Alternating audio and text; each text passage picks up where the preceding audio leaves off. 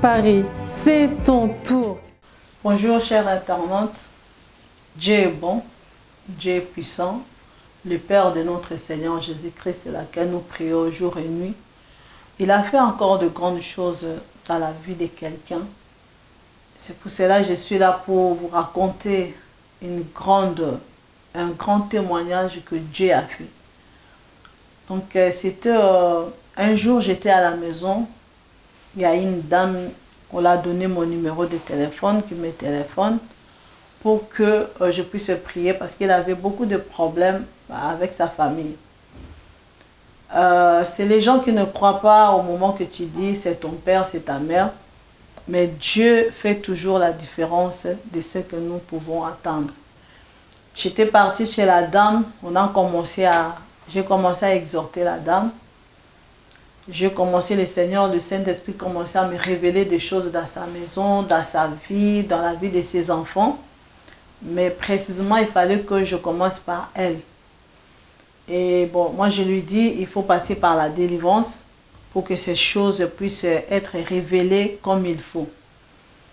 On a fait le jeûne de 3 jours, je suis partie chez lui et j'ai fait la délivrance de la dame.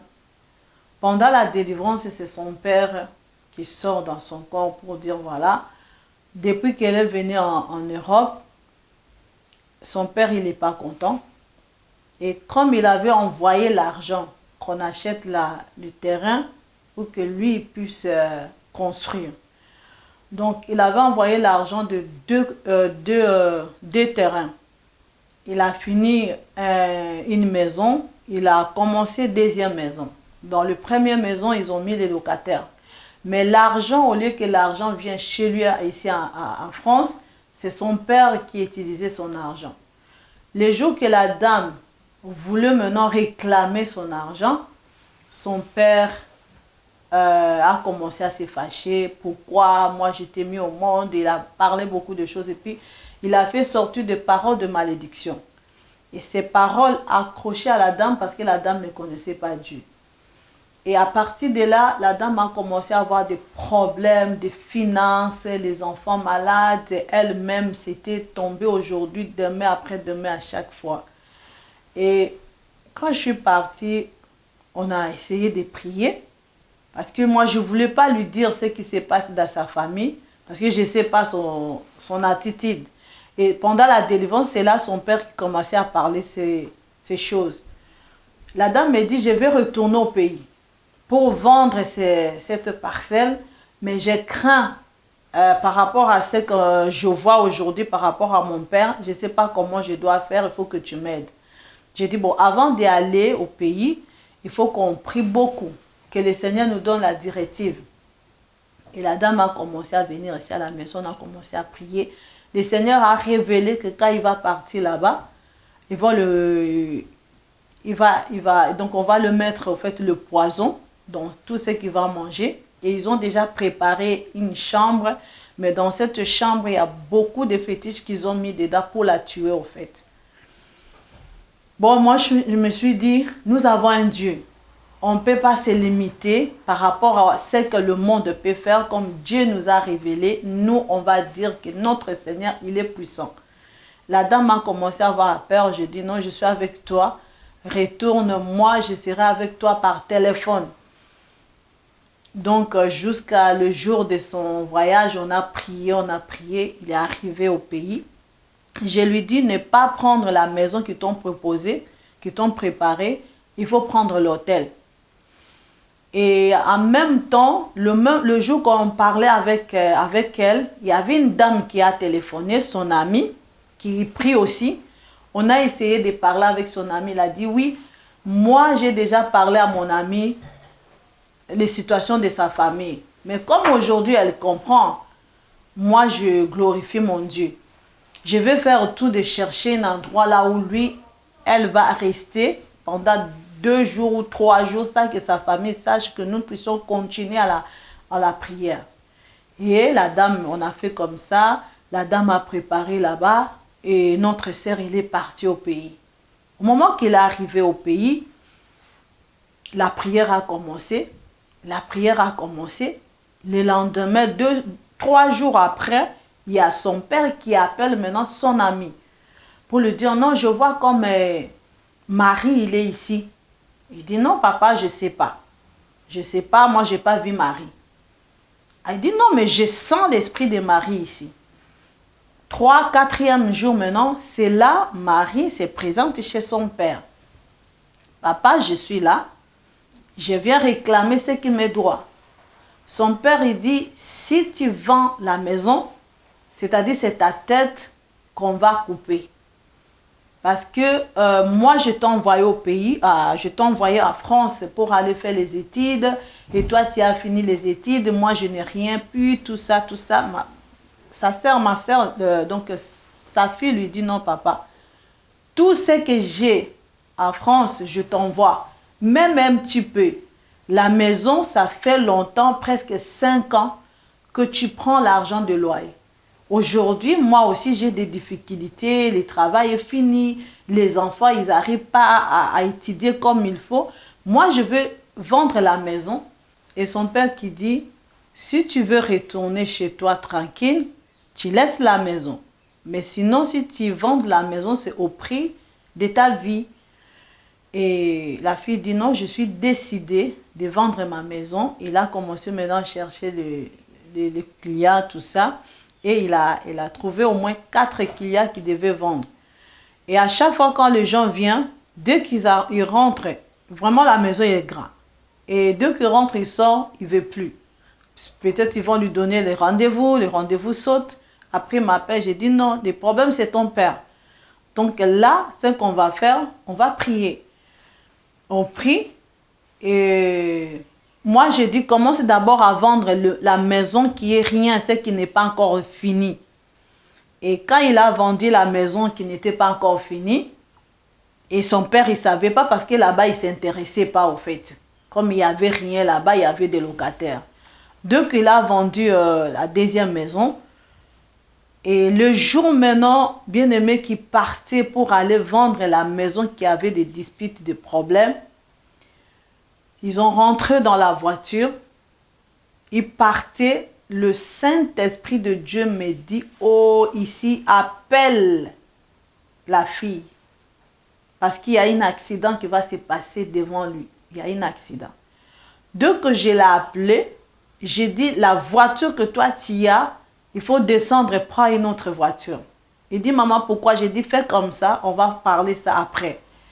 Donc, il a fait comme ça. Dès qu'il est descendu, 50 mètres, le chauffeur est parti, il a fait l'accident. Donc, il a fait l'accident, boum. La dame regardait l'accident devant lui, il était étonné, il commençait à pleurer. Et au lieu de m'appeler, il retourne encore chez son père pour me dire, son père, qu'est-ce que tu veux avec ma vie? Son père dit, je t'ai dit, ne vends pas cette maison. Cette maison, c'est donc auprès de ta vie.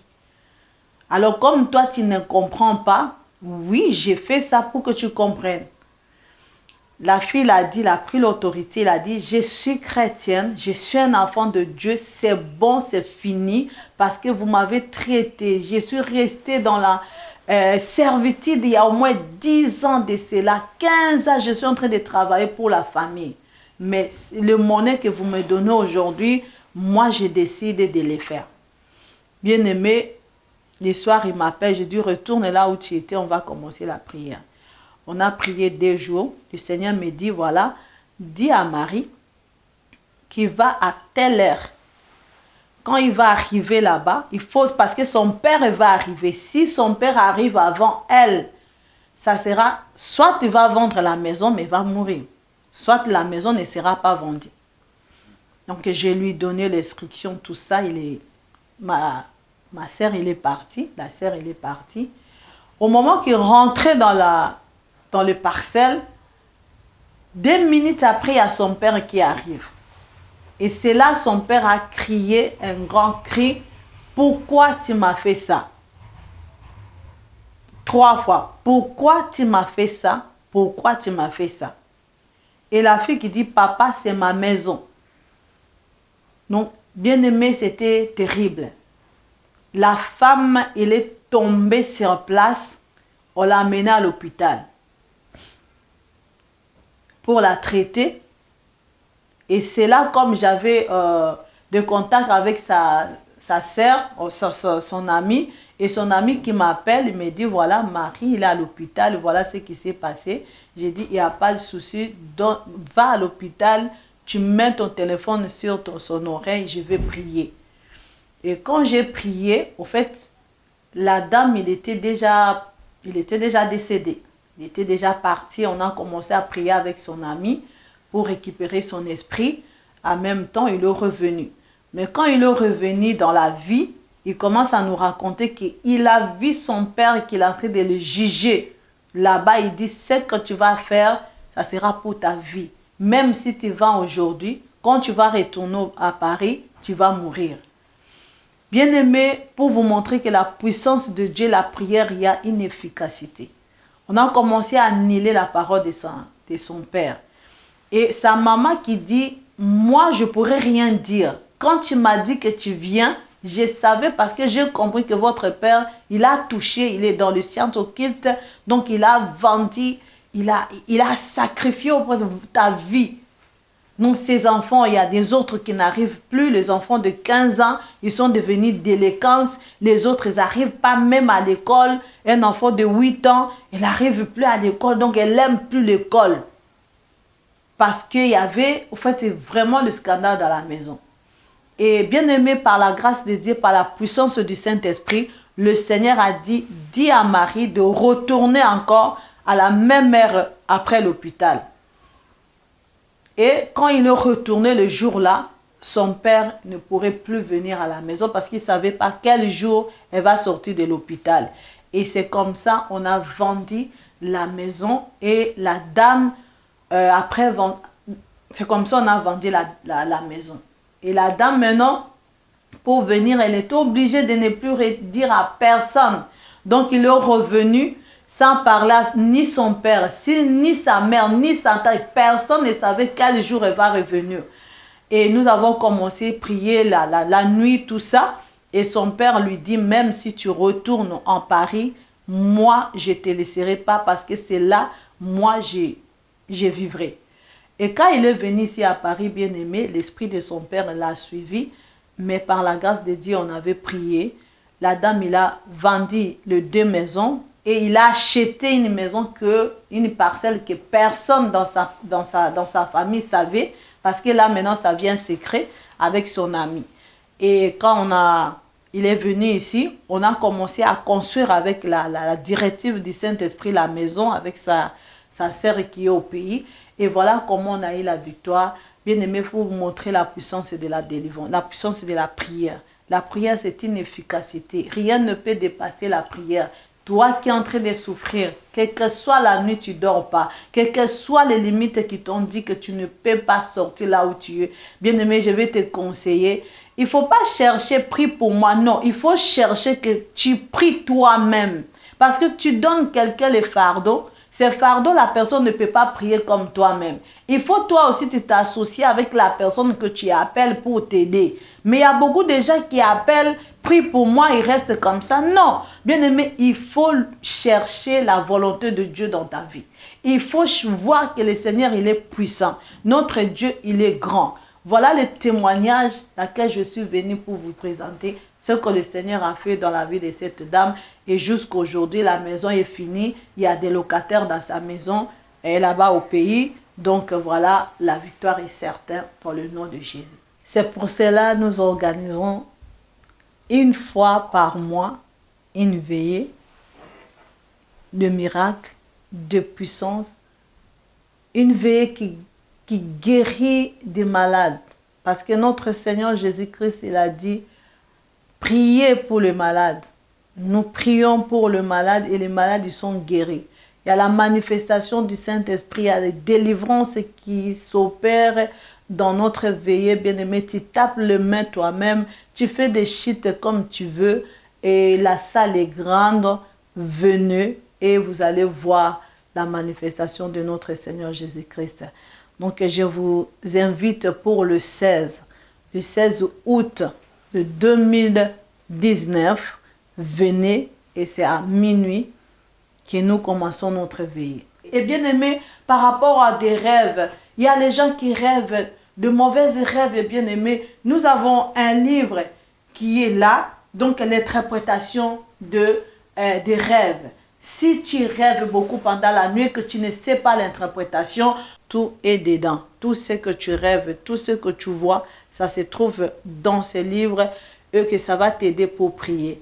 Que le Seigneur vous bénisse. Tu doutes encore? Jésus-Christ va te ressusciter.